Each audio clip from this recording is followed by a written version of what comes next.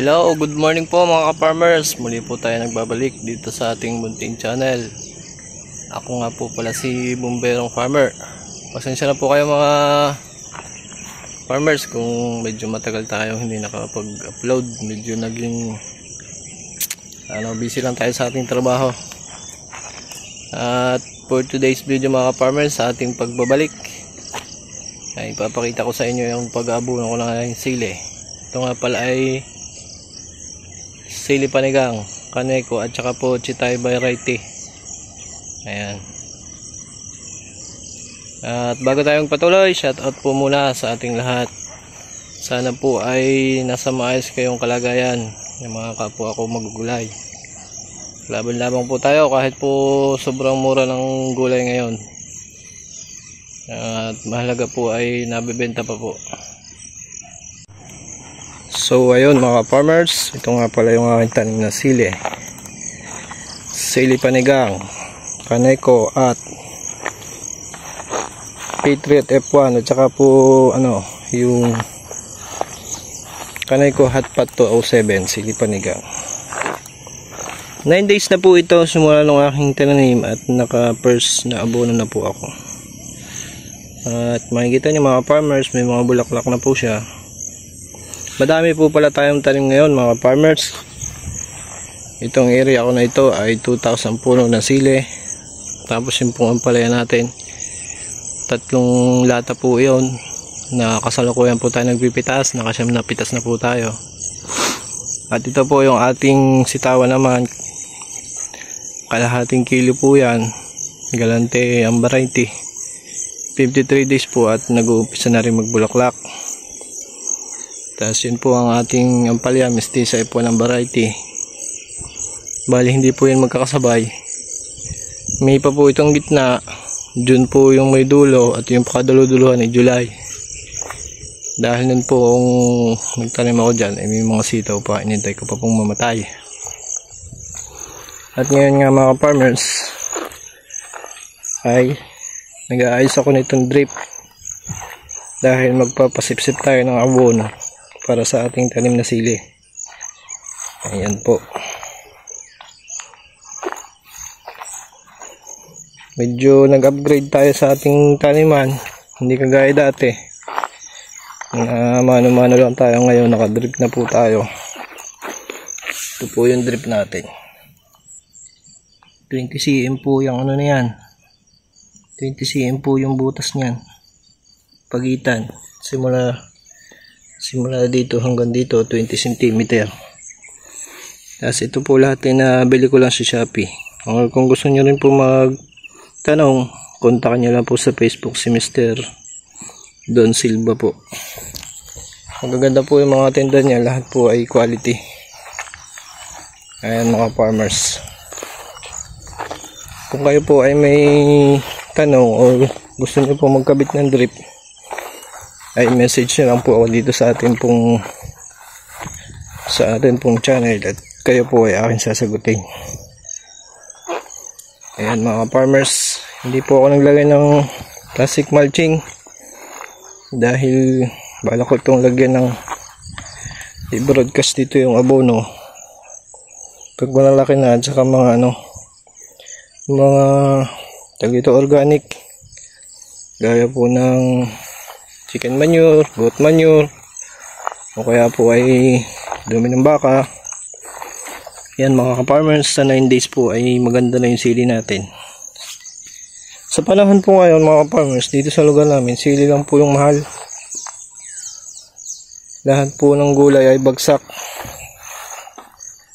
kaya talaga kawawa ang mga farmers ngayon.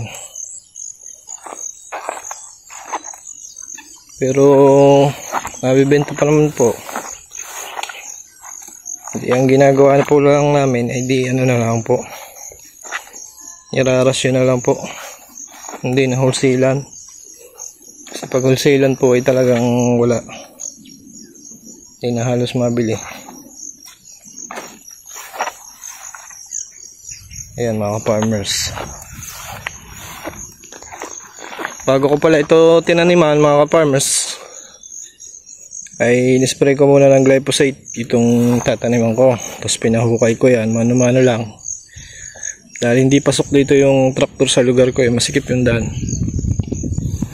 Tapos doon mga farmers, binutasan ko 40 cm ang pagitan. Yan, itong butas na to ng drip. Hanggang dito 20 cm, likdang. Tapos dito ulit 40 cm. Yan, tagang ko muna ng drip para mabilis po magbutas, saka para pantay-pantay. Pagkatapos po noon, nilagyan ko ng Wukosim, Dupos, saka Puradan po. 5 grams lang po. Mix na po yun. Bali, ang mixture ko noon ay 2 kilong Wukosim, 2 kilong Dupos, 1 kilong Wukosim at ano po, nasa 200 grams na Puradan. Tapos yun po ang nilagay ko dyan. Dami tayong trabaho ngayon mga farmers, kaso may hirapan dahil busy tayo. Kailangan na ulit natin mag-report sa ating trabaho. By the way nga pala mga farmers, kung kayo bago lamang, ako po ay farmer dito sa Batangas, at the same time po ay bombero po tayo. Ito po ang ating sitaw, galante. 53 days po yan. May mga mabulaklak na rin, tsaka may mga bunga na. Siguro mamaya maghahalaw ako ng first harvest natin. Sobrang lago niyan mga farmers, kahit hindi ko na halos sinabunuhan. Napakaganda kasi ng panahon ngayon, tama yung ulan, walang hangin. Kaya bagsak presyo ang mga gulay. Ayan po mga farmers. Bali, tapos na tayo mag-ayos ng ating drip tape. Pwede na tayo magpasipsip ng abono. Ito po yung aking ampalaya. Yan, nag-harvest kami kahapon. Berdeng-berde pa po yan. Pasyam na harvest po kahapon at nakakuha kami ng 250 bundles. Ang gawa po namin dito ay likdangan po. Likdang lang po tayo sa araw, harvest na uli. So bukas, harvest na uli tayo. Para po itong sitaw, dahil nga sa sobrang mura ng presyo, hindi natin pwede pagsabay-sabayin at hindi mabibili. Ayan mga farmers, berde-berde pa. Gawan ko to ng separate na paano tayo patak ng abono dito.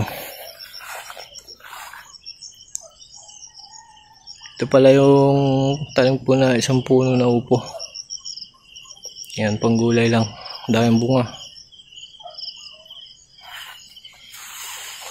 Pasilip lang po sa ating palaya. Ayan po mga farmers. Mukha lang siyang walang bunga, pero pagka pinitas mo madami din. At mga farmers, ito nga pala yung ating abono ngayon. Bali ito ay 2 kilong calcium nitrate, 2 kilong urea at 2 kilong yung Unique 16. Yan po ang ating gagamitin. Tapos may binturi po tayo dito mga farmers. Ayan, binturi. Ito po yung nagsasaksyon ng tinuna ng abono. Tumahalo po siya sa tubig. Bali, ang tawag po dito ay fertigation method. Yan. Para direkta na po yung abono. Maliwan po tayo. Ito yung isasabo ko. May tira pa akong abono dito. Haluin ko muna.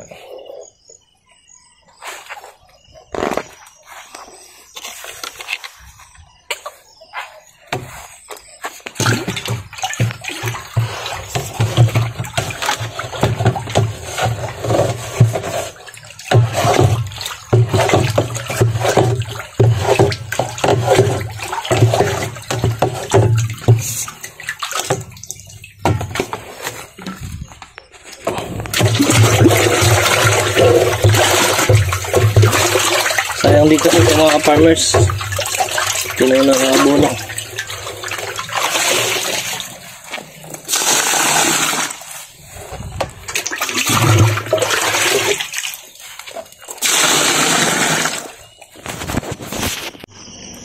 So ito na po mga ka-farmers yung ating binture. Bali kailangan po siya may panala na damit o tela po, dahil pag po wala, magbabara po yung drip tape natin. Tsaka ang pwede lamang po na abono dito ay yung mga yara, kasi yung po ay madaling matunaw. Hindi po pwede ang 3414 at saka po yung 1620. Kung urea naman madali lang kasi wala yung residue, kaya ang gamit ko pong abono ay yara. Baligyan lamang po yan, lagay mo lang dyan, tapos pihitin mo tong yung valve yan, maririnig nyo humihigop na siya mga farmers.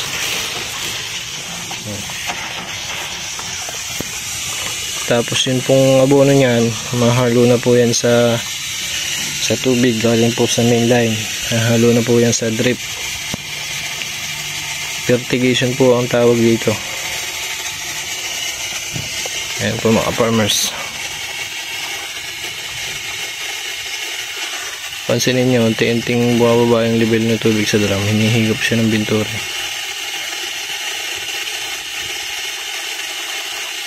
Pag po ito ay naubos na, di na po, tapos na po, nakapag-abono na tayo sa 2,000 puno ng sili, na which is kung gagamitin po natin yun ng mano-mano, ay abutin po tayo ng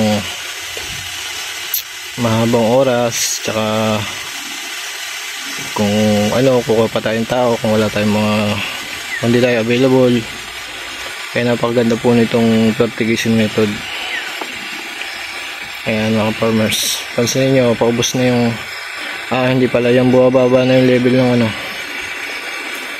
bumababa na yung level ng tubig kasi nahihigop na niya ang abono.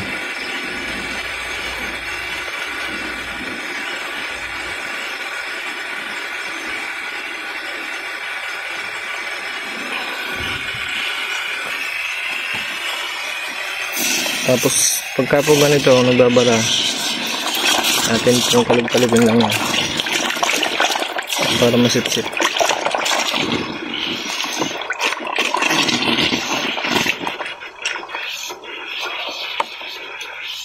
Kung yung butas sana ng drip tape ay pasok yung maliliit na particles ng abono, wala pong problema kahit hindi na tayo maglagay ng tela.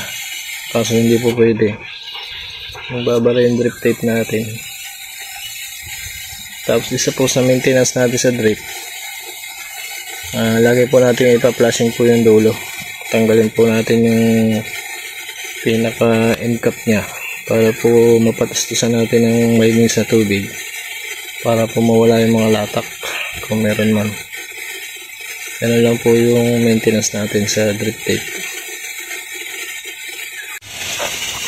So ito na mga farmers, paubos na po yung abono natin.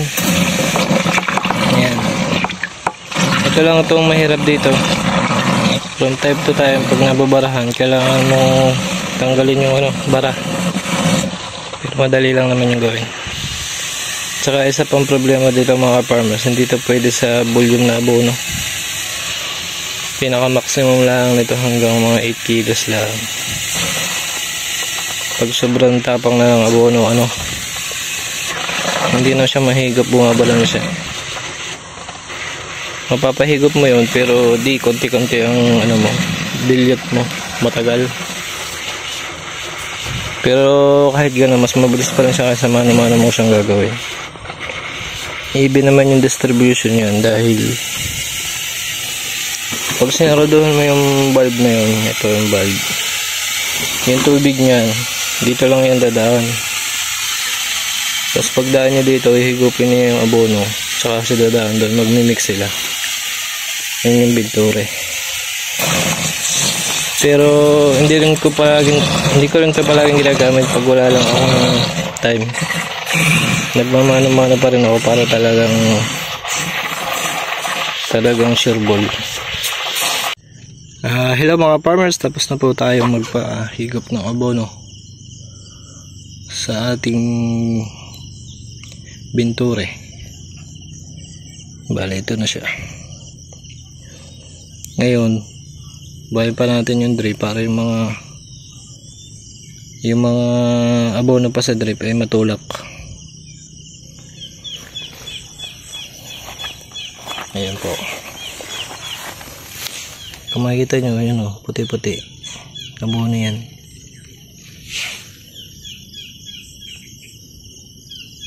Natry ko na to dati sa sitaw at pantay naman yung paglago ng sitaw. Ibig sabihin pantay yung distribution ng abono.